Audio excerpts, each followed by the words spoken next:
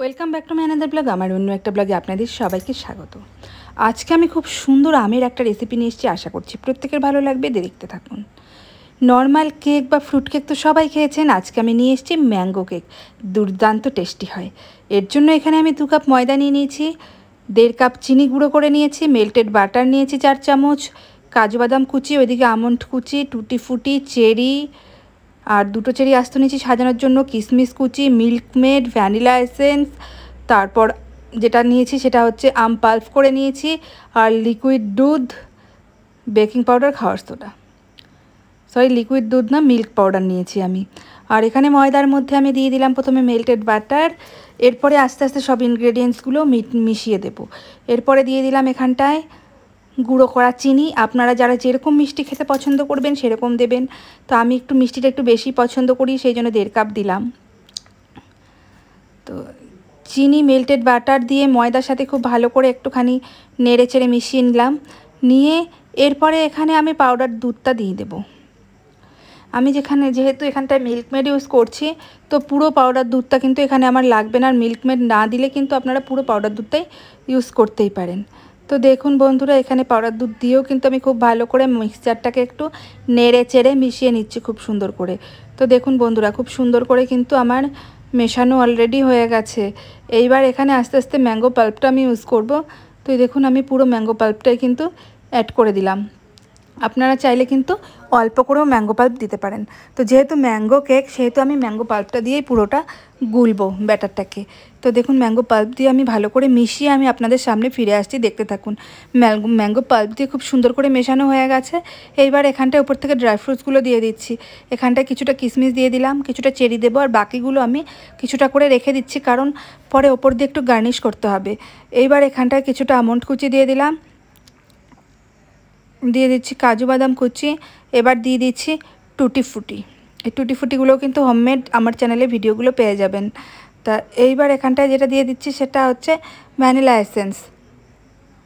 আপনারা যদি চান ম্যাঙ্গো কেকে ম্যাঙ্গো ফ্লেভার দেবেন, তো সেটাও কিন্তু ইউজ করতেই পারেন। তো আমার হাতের কাছে ভ্যানিলা এসেন্স ছিল, আমি সেটাই ইউজ করলাম এখানটায়।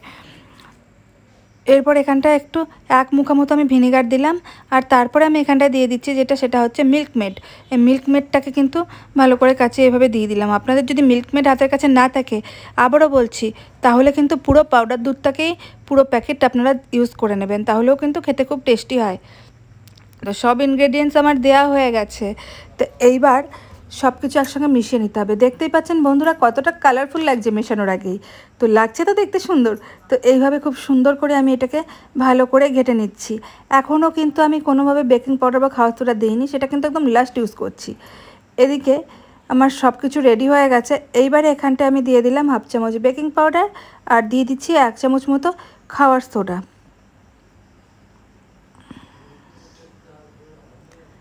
দিয়ে খুব সুন্দর করে কিন্তু এটাকে ফেটিয়ে নিতে হবে। আর আরেকটা কথা বলছি, এগুলো কিন্তু আগে একদমই দেবেন না, তাহলে কি হবে, জিনিসটার যে ধকটা থাকে, মানে ফোলার যে ভাবটা থাকে, সেটা কিন্তু নষ্ট হয়ে যায়। তো সেই জন্য কিন্তু আমি এটাকে পরে ইউজ করলাম। তো এই দেখুন বন্ধুরা, আমি কিন্তু একদম লাস্ট মুমেন্টে এটাকে দিয়ে খুব সুন্দরভাবে আমি মিশিয়ে নিলাম। আর কনসিস্টেন্সিটা দেখুন কত সুন্দর করছে। আর দেখতেই পাচ্ছেন জিনিসটা কতটা ফুলে উঠেছে, মানে একটু ফ্লাপি ফ্লাপি ভাব কিন্তু অলরেডি আমাদের চলে এসেছে। তো এইভাবে কিন্তু আমি খুব সুন্দর করে ফেটিয়ে নিলাম। তো এরকমভাবে রিবনের মতো যখন পড়ছে, দেখতেই পাচ্ছেন, তখনই বুঝতে পারবেন যে আপনাদের ব্যাটারটা ফেটানো অলরেডি হয়ে গেছে। আর যে মোল্ডে করব, সেই মোল্ডটা আমি রেডি করে নিয়েছি, একটুখানি সাদা তেল মাখিয়ে তার উপরে ময়দা মাখিয়ে রেডি করেছি। এইবার আস্তে আস্তে করে আমি ব্যাটারটা দিয়ে দিচ্ছি। আর দেখতেই পাচ্ছেন, যেহেতু আম দিয়ে গুলেছি, সেই জন্য কালারটা কিন্তু হলুদ কালার এসেছে আমাদের। তো এইবার দেওয়ার পরে এটাকে একটুখানি এভাবে নেড়েচেড়ে একটু ঠেপে নিচ্ছি, মানে যাতে করে হাওয়াটা না থাকে। আর এদিকে কড়াই গরম করে তাতে একটা দিয়ে দিয়েছিলাম যে বাসন রাখা স্ট্যান্ড। তারপরে এখানটায় আমি কেকটা বসিয়ে দিয়ে এইভাবে ওপর থেকে না একটা গামলা দিয়ে ঢাকা দিয়ে দেবো, যাতে করে একদম এয়ারটাইট হয়ে যায়, মানে কোনো হাওয়া না বেরোতে পারে। ফিরে আসছি 15 মিনিট বাদে বন্ধুরা। 15 মিনিট বাদে তোমাদের একটুখানি দেখিয়ে দিচ্ছি যে কতটা কি হলো। 15 মিনিট বাদে দেখো বন্ধুরা, কতটা সুন্দর ফুলে উঠেছে। দেখতেই পাচ্ছ যে সাইড থেকে কিন্তু অলরেডি ফোলা শুরু হয়ে গেছে। এই সময় আমি এখানটায় গার্নিশ করার জন্য যে ড্রাই ফ্রুটসগুলো রেখে দিয়েছিলাম আর টুটি ফুটি রেখে দিয়েছিলাম, সেটাকে আমি উপর থেকে ছড়িয়ে দেবো। যেহেতু আমি কড়াইতে করছি, কড়াইতে করলে একটা ব্যাপার হয় যে একবারে উপর থেকে সাজিয়ে দিলে না জিনিসটা খুব একটা ভালো হয় না। তো সেই জন্য আমি 15 মিনিট মানে যখন অর্ধেকটা ফুলে উঠবে তখন কিন্তু উপর থেকে দিলে জিনিসটা খুব সুন্দর হয়।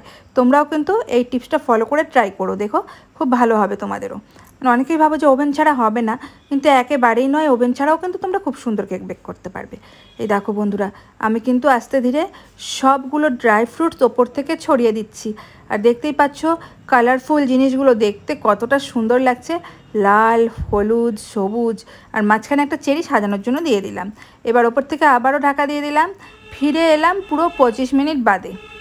25 মিনিট বাদে দেখো বন্ধুরা, তোমাদের একটুখানি কেকটা দেখিয়ে দিচ্ছি। দেখতেই পাচ্ছ কালারটা কত সুন্দর এসছে, সাইড থেকে লাল লালও অলরেডি হয়ে গেছে। তো এইবার একটুখানি ঢুকিয়ে দেখলাম যে সামান্য লেগে আছে বন্ধুরা। তো আরও 10 মিনিট আমি এটাকে ঢাকা দিয়েছি। ফিরে এলাম বন্ধুরা আর 10 মিনিট বাদে। এইবারে তোমরা কালারটা দেখো, দেখতেই পাচ্ছ বন্ধুরা কতটা সুন্দর কালারটা চলে এসেছে। মানে একদম দেখে বোঝাই যাচ্ছে যে বেকটা হয়ে গেছে, কেক কিন্তু পুরোপুরি বেক হয়ে গেছে। আবার একটু টুথপিক দিয়ে দেখিয়ে দিলাম বন্ধুরা, দেখো কোনোভাবেই কিন্তু কিছু লেগে নেই আমার, তার মানে কেকটা পুরোটা হয়ে গেছে। আমি কিন্তু অলরেডি এটাকে ঠান্ডা করে নিয়েছি, নিয়ে এভাবে ছুরি দিয়ে একটু আলগা করে নিলাম, হালকা করে এভাবে আলগা করে এবার একটা থালায় আমি এভাবে উল্টে নিচ্ছি। দেখো বন্ধুরা কতটা সুন্দরভাবে কেকটা ডিমোল্ড হয়ে গেছে, দেখতেই পাচ্ছ বাটার পেপার ছাড়াই ডিমোল্ড হয়ে গেছে। এবার উল্টো পাশে আর একটা থালা নিয়ে আমি এটাকে একটুখানি উপর করে তোমাদেরকে দেখিয়ে দিচ্ছি। তো দেখো বন্ধুরা কতটা সুন্দর হয়েছে কেকটা, দেখতেই পাচ্ছ। আর খেতে তো দুর্দান্ত টেস্টি হয়েছিল বন্ধুরা। তো আমি সবাইকে বলবো বন্ধুরা, আম ফুরিয়ে যাওয়ার আগে তোমরা এইভাবে একবার ম্যাঙ্গো কেক বানিয়ে দেখো, স্বাদ কিন্তু ভুলতেই পারবে না, অপূর্ব টেস্টি হয়। তো কেমন লাগলো বন্ধুরা অবশ্যই কমেন্টে জানিও, আরও বেশি করে সাবস্ক্রাইব করো, শেয়ার করো। ধন্যবাদ।